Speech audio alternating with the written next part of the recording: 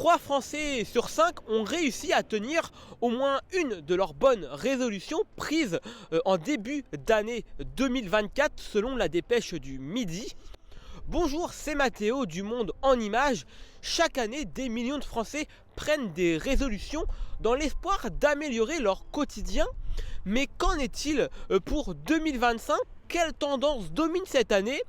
Pour répondre à ces questions, je suis parti à la rencontre de la population. As-tu pris des résolutions pour 2025 ? Non, pas spécialement. Le but, c'est de continuer sur ma lancée de ce que j'ai fait en 2024. Donc, pas de gros changements en 2025. Pour moi, le 1er janvier, c'est un peu un jour comme un autre. Le but, c'est surtout de continuer à travailler comme chaque jour. Après, souvent, il y a un moment où tu les lâches un peu.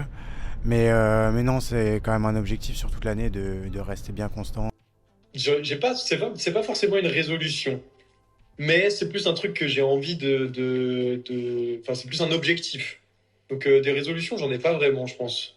Je crois que les résolutions, elles sont faites pour ne pas être tenues. Donc j'évite d'avoir des résolutions. Je préfère avoir des objectifs. C'est plus, je sais pas, c'est plus parlant. Les experts s'accordent à dire que des résolutions réalistes, spécifiques et mesurables, avec des étapes intermédiaires, sont bien plus faciles à tenir.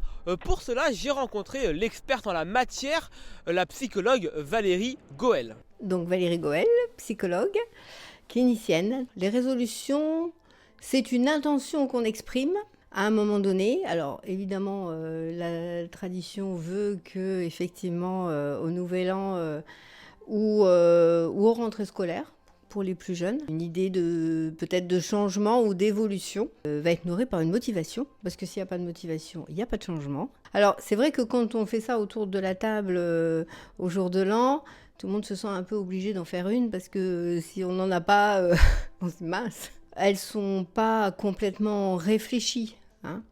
Donc quand ça manque un peu de réflexion, on ne s'étonne pas forcément qu'il y ait un échec derrière. Et c'est peut-être celle-là qui échoue le plus dans l'intention de plaire à quelqu'un, par exemple, ou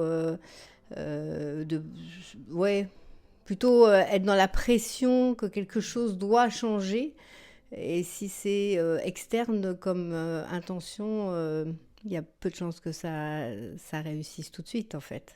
Plus on est sincère avec soi-même, plus on est conscient de l'étape de vie dans laquelle on est, plus on est aussi peut-être soit trop dans l'inconfort ou en tout cas bien, plus effectivement on a des chances que le changement s'opère.